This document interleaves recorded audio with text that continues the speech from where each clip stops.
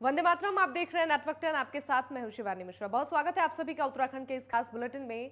शुरुआत बड़ी खबर के साथ करेंगे। चंपावत दौरे पर सीएम पुष्कर सिंह धामी हैं। उपचुनाव लड़ने के फैसले के बाद से सीएम धामी का ये पहला दौरा है। बनबसा टनकपुर में कार्यकर्ताओं ने उनका भव्य स्वागत किया और टनकपुर में रोड शो कर आम जनता से रूबरू होते नजर आए सीएम धामी। गांधी मैदान में जनसभा को भी वो संबोधित कर रहे हैं। तो ये बड़ी जानकारी आपको दे रहे हैं। चंपावत के दौरे पर हैं सीएम पुष्कर सिंह धामी और उपचुनाव लड़ने के फैसले के बाद से सीएम का ये पहला दौरा है। रास्ता सीधे आना चाहिए, वो रास्ता एकदम बिल्कुल किनारे किनारे आ गया है। तो भाइयों बहनों, मुझे बताते हुए खुशी हो रही है कि इसके लिए 11 करोड़ रुपए की धनराशि स्वीकृत हो गई है और पोकलैंड इत्यादि चलाकर इसका जो रास्ता बनाने वाला काम है, क्या बोलते हैं दीपू उसको, चैनलाइजेस, हाँ, चैनलाइज करने का काम जो है उसका यहाँ से शुरू हो गया है। जल्दी ये काम हो जाएगा। इसके साथ साथ अनेकों कार्य। पिछले दिनों मैं यहाँ बाबा गोरखनाथ जी के वहां प्रांगण में गया था, तो मैंने उस दिन बाबा गोरखनाथ जी के प्रांगण से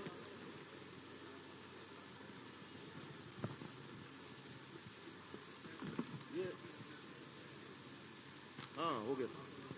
तो ये मैं एक बार दोबारा पढ़ देता हूं।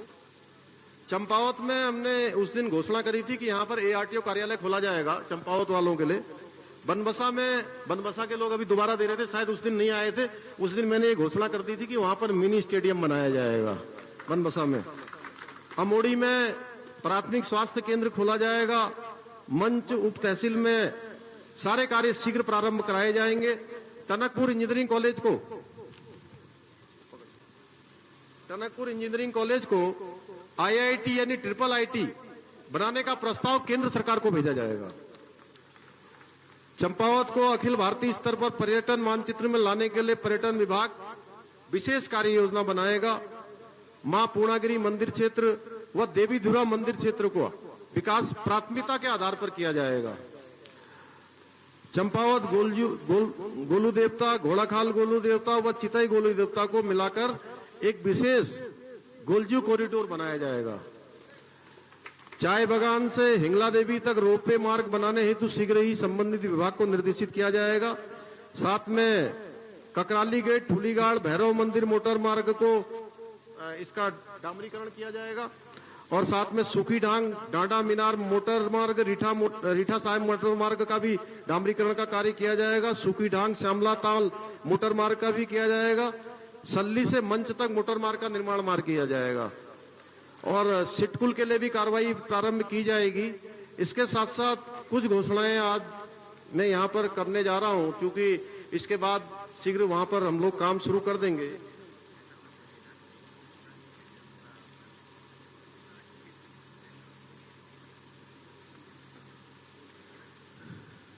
काफी क्षेत्रों में सिंचाई नुकसान हुआ है, काफी इससे अतिवृष्टि से जो नुकसान हुआ है उसके लिए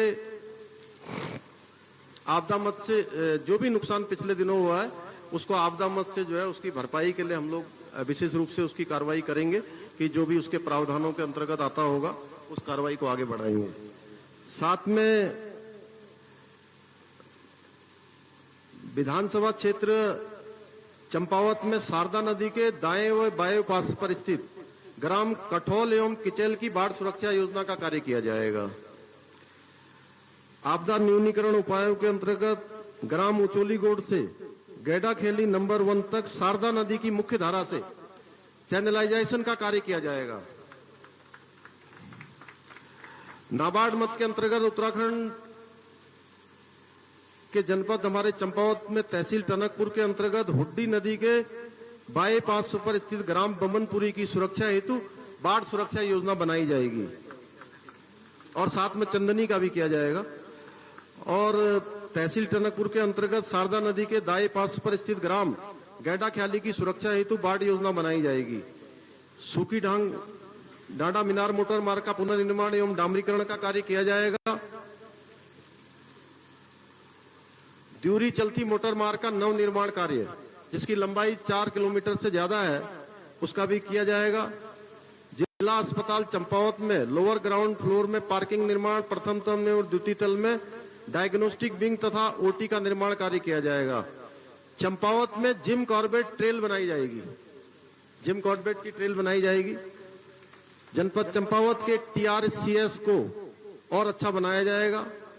इसमें सारे के सारे शासनादेश जल्दी से जल्दी, और चंपावत टनकपुर का जो हमारा रोडवेज का बस स्टेशन है, जो यहाँ पर बड़ा केंद्र है, इसको कार्यशाला के रूप में आगे बनाया जाएगा। ऐसे अनेकों कार्य इसी प्रकार से बनबसा नगर पंचायत में जो खाली भूमि पड़ी है उसमें पार्क का निर्माण का कार्य भी किया जाएगा। भाइयों बहनों, ऐसे अनेकों कार्य हैं जो आने वाले दिनों में हम करेंगे।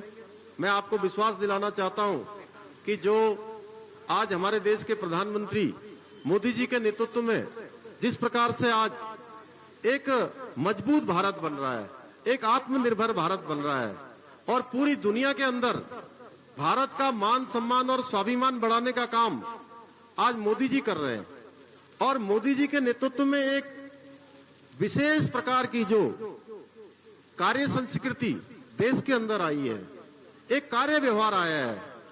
यानी कि आप राजनीतिक क्षेत्र हो, सामाजिक क्षेत्र हो, प्रशासनिक क्षेत्र हो, कोई क्षेत्र हो, हर क्षेत्र में आपको काम करना होगा। और काम देखिए कोई आधे मन से नहीं कर सकता है।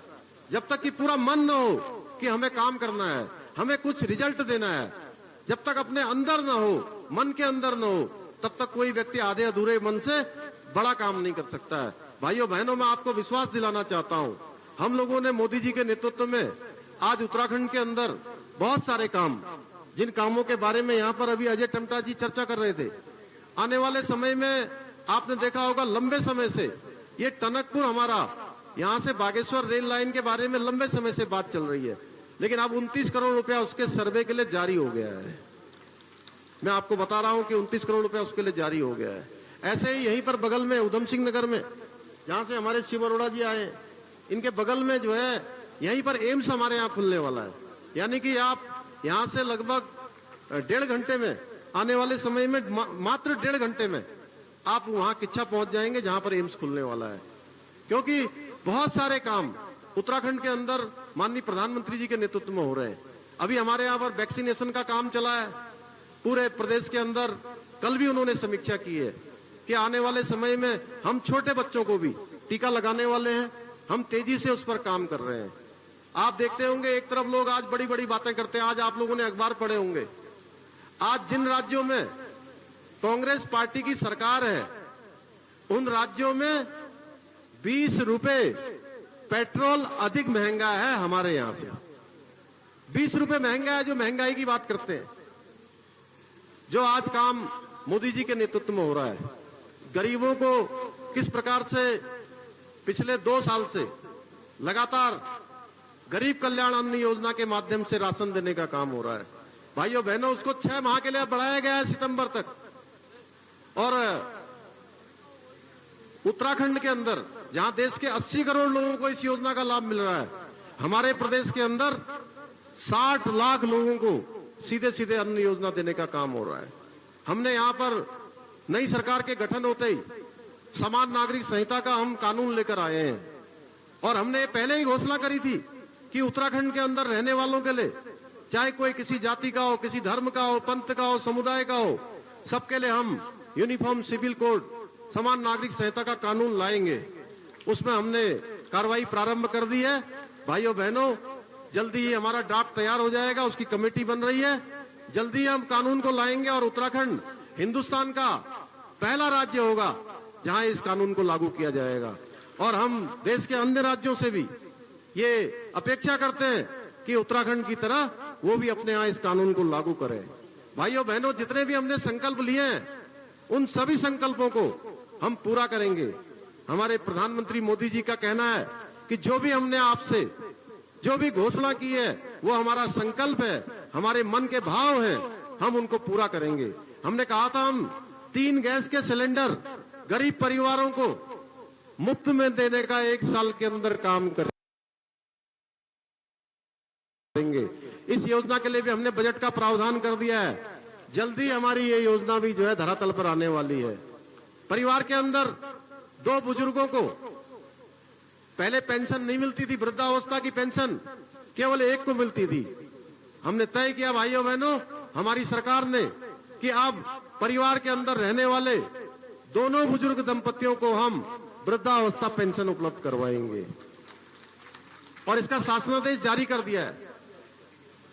1200 की जगह पर 1500 रुपए अपने वृद्धावस्था पेंशन, विकलांग पेंशन, विधवा पेंशन, तीनों पेंशनों को बढ़ा दिया है। इसके साथ साथ हमारे जो पर्यावरण मित्र हैं, सफाई कर्मचारी भाई हैं, उनसे भी हमने वायदा किया था कि हम आपके लिए भी कुछ न कुछ करेंगे। और मुझे बताते हुए खुशी हो रही है कि हमने अब जिनको 150 मिलता था, किसी को 250 मिलता था, किसी को 300 मिलता था, सबका मानदेय हमने 500 रुपया कर दिया है। उसका भी हमने शासनादेश निकाल दिया है। भाइयों बहनों, भ्रष्टाचार हमारे यहाँ पर जो दीमक की तरह हमको खोखला कर रहा है और इस भ्रष्टाचार पर पारदर्शिता होनी चाहिए, भ्रष्टाचार समाप्त होना चाहिए। छोटे छोटे दफ्तरों में मैंने स्वयं देखा है किस प्रकार से लोगों को परेशानियां होती हैं।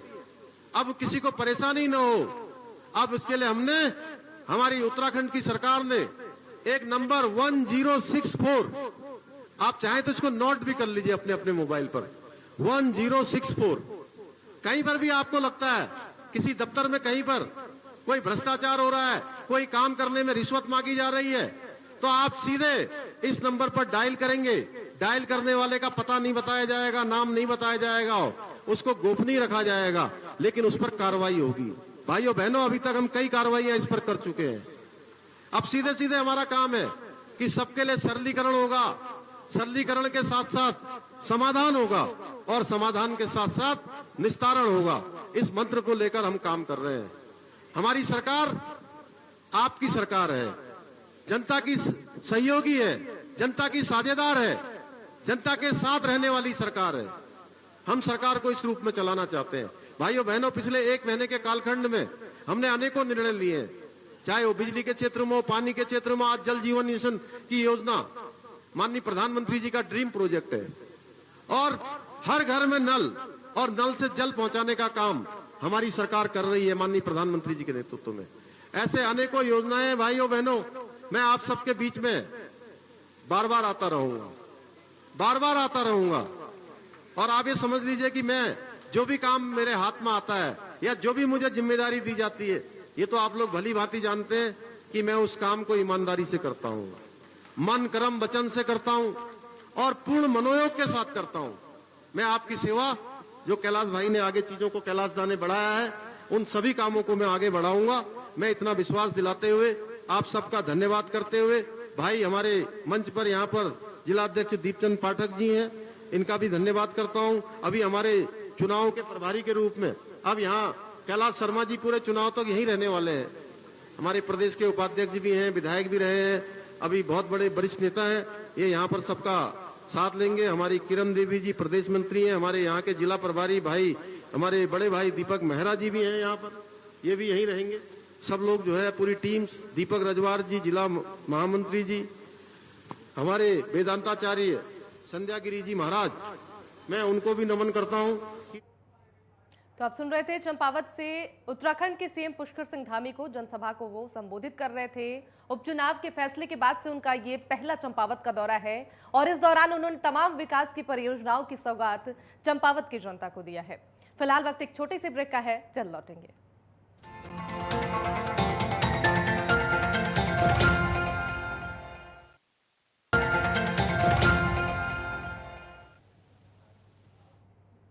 ब्रेक के बाद एक बार फिर से आप सभी का स्वागत है। सीधे रुख करेंगे बड़ी खबर का। बड़ी खबर हरिद्वार से है, जहां आज से 3 दिन के हरिद्वार दौरे पर हैं पीयूष गोयल। हरिद्वार में आयोजित कई कार्यक्रमों में वो शिरकत भी करेंगे और जिले में अधिकारियों के साथ समीक्षा बैठक करेंगे। भारत सरकार द्वारा किए गए कार्यों की यहां पर वो समीक्षा करेंगे।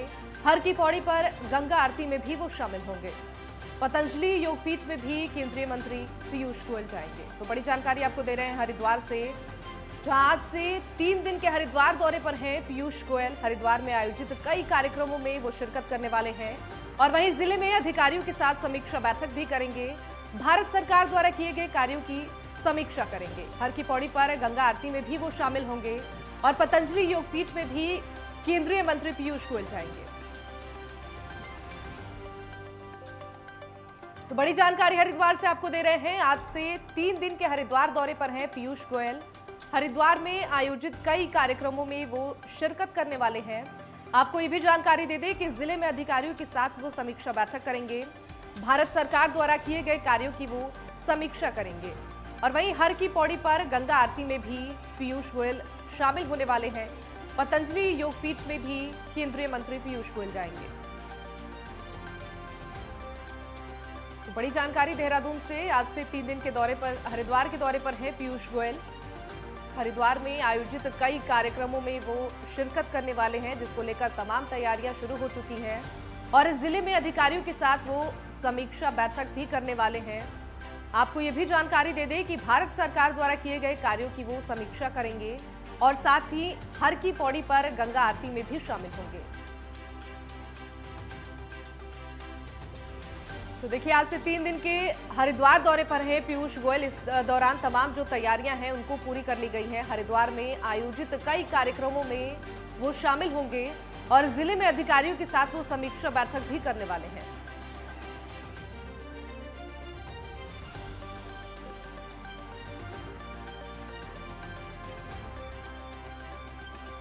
बड़ी जानकारी हरिद्वार से आपको दे रहे हैं। आज से 3 दिन के हरिद्वार दौरे पर हैं पीयूष गोयल। हरिद्वार में आयोजित कई कार्यक्रमों में शिरकत करेंगे वो और जिले में अधिकारियों के साथ समीक्षा बैठक भी करने वाले हैं। जानकारी ये भी मिल रही है, भारत सरकार द्वारा किए गए कार्यों की वो समीक्षा करेंगे। और राजकुमार पाल संवाददाता हमारे साथ जुड़ गए हैं ज्यादा जानकारी के साथ। सीधे उनका रुख करेंगे। राजकुमार, आज से 3 दिन के हरिद्वार दौरे पर हैं पीयूष गोयल, क्या कुछ ज्यादा जानकारी आपके पास? जी बिल्कुल, आपको बता दें कि केंद्रीय उद्योग मंत्री जो पीयूष गोयल है वो आज हरिद्वार दौरे पर यहाँ पर पहुंचेंगे। आज से 3 दिन के हरिद्वार दौरे पर हरिद्वार में ही रहेंगे। कई अधिकारियों के साथ कल बैठक करने वाले हैं पीयूष गोयल। अधिकारियों से समीक्षा बैठक करेंगे जो भारत सरकार के द्वारा जो कार्य किए गए हैं और उनको जमीनी स्तर पर कैसे उतारा गया, उनकी समीक्षा बैठक यहाँ पर करी जाएगी। और केंद्रीय मंत्री के साथ साथ कैबिनेट उत्तराखंड के मंत्री भी यहाँ पर मौजूद रहने वाले हैं। आपको बता दें कि पीयूष गोयल जो है समीक्षा बैठक के साथ साथ जो भाजपा के कार्यकर्ता है आज शाम जैसे ही हरिद्वार में पहुंचेंगे उनका बड़ा स्वागत का प्रोग्राम यहाँ पर रखा गया है। डामकोट की स्थित में यहाँ पर भाजपा कार्यकर्ता मौजूद रहेंगे जहाँ पर पीयूष गोयल का स्वागत किया जाएगा। उसके बाद जो कल का दिन रहेगा सुबह 10 से लेकर 11 बजे तक समीक्षा बैठक रहेगी जिसमें तमाम जिले के अधिकारी और उत्तराखंड के कैबिनेट मंत्री यहाँ पर पहुंचेंगे और समीक्षा बैठक में भाग लेंगे। उत्तराखंड में जो भी भारत सरकार के द्वारा जो कार्य किए जा रहे हैं उनको लेकर यहाँ पर तमाम तरह की समीक्षाएं की जाएगी, जो कि भारत सरकार ने जो कार्य जो योजनाएं हैं वो जमीनी स्तर पर कैसे उतारी है और आगे के लिए भी जो कार्य किए जाएंगे उनको कैसे देखा जाता है, इसके लिए यहाँ पर समीक्षा बैठक की जा रही है। जी शिवानी। बिल्कुल राजकुमार, और खबरें ये भी मिल रही हैं कि हरिद्वार में आयोजित कई कार्यक्रमों में भी पीयूष गोयल शिरकत करेंगे। जी देखिए शिवानी, सबसे पहले हरिद्वार आज शाम को पीयूष गोयल पहुंचने वाले। शाम 6 बजे के बाद यहाँ हरिद्वार में पहुंचेंगे। डाम कोठी स्थित जो सरकारी आवास है यहाँ पर रात्रि विश्राम का प्रोग्राम है उनका और यहाँ पर जो भाजपा के कार्यकर्ता है भव्य स्वागत उनका यहीं पर किया जाएगा। उसके बाद जो कल का दिन रहेगा, कल जो उनके प्रोग्राम है उसमें जो शाम के समय में गंगा आरती का प्रोग्राम भी रखा गया है। जो गंगा आरती में माँ गंगा की पूजा अर्चना भी यहाँ पर पीयूष गोयल करने वाले हैं। वहीं समीक्षा बैठक रहेगी। उसके बाद भाजपा के कार्यालय, जिला कार्यालय में जाकर कार्यकर्ताओं को भी संबोधित करने का प्रोग्राम है। उसके बाद पतंजलि योगपीठ जाने का प्रोग्राम है। बाबा रामदेव से भी मुलाकात करेंगे और उद्योगों को लेकर भी जो हरिद्वार में उद्योग इकाई जो सिडकुल क्षेत्र है उसके लिए भी कई योजनाएं यहाँ पर सौगात दे सकते हैं पीयूष गोयल। जी ठीक है राजकुमार, तमाम जानकारी के लिए बहुत बहुत शुक्रिया। नजरें बनाए रखिए, आगे भी आपसे अपडेट लेंगे। आगे बढ़ेंगे। उधम सिंह नगर के 1 दिवसीय दौरे पर पहुंचे सीएम पुष्कर सिंह धामी। बीती शाम अपने आवास पर वो पहुंचे और इस मौके पर मुख्यमंत्री ने खटीमा पहुंचकर कार्यकर्ताओं से मुलाकात भी की और मीडिया से रूबरू होते हुए मुख्यमंत्री पुष्कर सिंह धामी ने कहा कि वो आज चंपावत जिले के बनबसा और टनकपुर में रोड शो के साथ एक जनसभा को संबोधित करेंगे। इस दौरान आम जनता से मिलेंगे और उनकी समस्याओं को भी सुनेंगे। आपको ये भी जानकारी दे दें कि मुख्यमंत्री जहां चंपावत विधानसभा से उपचुनाव लड़ने जा रहे हैं और वहीं उपचुनाव के प्रचार अभियान की शुरुआत सीएम टनकपुर बनबसा के दौरे के साथ आज करेंगे। और वहीं चंपावत विधानसभा के लिए होने वाले उपचुनाव में कांग्रेस एक रोड मैप के साथ चुनावी मैदान में उतरेगी। प्रदेश के पूर्व सीएम हरीश रावत ने चंपावत विधानसभा चुनाव को लेकर यह कहा है कि कांग्रेस सशक्त भूमिका और मजबूती के साथ जनता के बीच आएगी और हम भारतीय जनता पार्टी को एक अच्छी चुनौती देंगे और एक रोड मैप के साथ हम चुनौती देने वाले हैं। रावत ने कहा है कि क्षेत्र के विकास को लेकर हमने बहुत काम किया है। जनता के सामने हम सशक्त विकल्प रखेंगे और पिछले चुनाव के दौरान कांग्रेस के प्रत्याशी काफी कम मार्जिन से चुनाव हार गए थे और वहीं उपचुनाव में कांग्रेस के प्रत्याशी बनाए जाने को लेकर हरीश रावत ने यह साफ किया है कि लड़ने का एक मकसद होता है। पिछली बार जब चुनाव लड़े थे तो एक मकसद था कि चुनाव जीतने के बाद प्रदेश के मुख्यमंत्री बनेंगे, लेकिन अभी इस चुनाव को लेकर किसी और का हक नहीं मारेंगे और सिर्फ एक विधायक बनने के लिए ही चुनाव लड़ेंगे। लोकतंत्र हमसे कुछ अपेक्षा करता है विपक्ष को, तो हम एक अच्छी चुनौती देंगे, एक पूरे रोडमैप के साथ चुनौती देंगे। और चंपावत की डेवलपमेंट के लिए हमने बहुत काम किया है। वो अपना रोडमैप रखेंगे, हम अपना रोडमैप रखेंगे। जनता के सामने हम सशक्त विकल्प रखेंगे। कांग्रेस कैसा उम्मीदवार उतारने जा रही है? नेता इसमें हमारे पास जो पिछली बार लड़े थे वो भी बड़ी मजबूत नेता, अच्छे नेता और बहुत कम वोटों से आ रहे हैं, लेकिन वहाँ के कांग्रेस के लोग डिसीजन करेंगे। आज शायद वो बैठ से हैं और वो लोग आपस में बातचीत कर रहे हैं, उसके बाद वो प्रदेश अध्यक्ष जी को बताएंगे, जो प्रदेश अध्यक्ष जी चाहेंगे वो। और इसी बीच बड़ी खबर मिल रही है देहरादून से, जहां चारधाम यात्रा पर राज्यपाल की उच्च स्तरीय बैठक है। बैठक में शासन के उच्चाधिकारी, डीजीपी भी मौजूद हैं। संबंधित विभागों के विभागाध्यक्ष भी बैठक में शामिल हैं और बैठक में राज्यपाल लेफ्टिनेंट जनरल गुरमीत सिंह ने कहा है कि ये यात्रा उत्तराखंड की सामाजिक सांस्कृतिक व्यवस्था की पहचान है। सभी विभागों को अपने प्रयासों को इंटीग्रेट करने का काम करना होगा। श्रद्धालुओं की सुविधा और सुरक्षा का ध्यान रखें। चारधाम यात्रा में टेक्नोलॉजी का प्रयोग करें और वैल्यू एडिशन करें। स्थानीय नागरिक चारधाम यात्रा का अभिन्न अंग है और साथ ही उन्होंने कहा है कि उनकी भागीदारी के बिना ये यात्रा संभव नहीं है। होटल वाले, गाड़ी वाले, साथ ही दुकान वाले, इन सभी के महत्वपूर्ण योगदान होते हैं। यात्रा के दौरान सबकी सुविधाओं का खासा ड्यान रखें। टूरिज्म शब्द से आवर यानी कि हमारा शब्द छुपा हुआ है और राज्यपाल ने कहा है कि इसी पर ध्यान दें। ये सिर्फ ड्यूटी नहीं है, पूर्ण समर्पण चाहिए। आपदाओं को रोकने के लिए भी पूरी तरीके से तैयार रहें। तो जनरल गुरमीत सिंह ने ये तमाम बातें कही हैं। बैठक में शासन के अधिकारी भी मौजूद हैं और विभागों के विभागाध्यक्ष जो हैं इस बैठक में मौजूद हैं। और इन्हीं खबरों के साथ इस बुलेटिन में बस इतना ही। आप देखते रहे नेटवर्क 10। जय हिंद।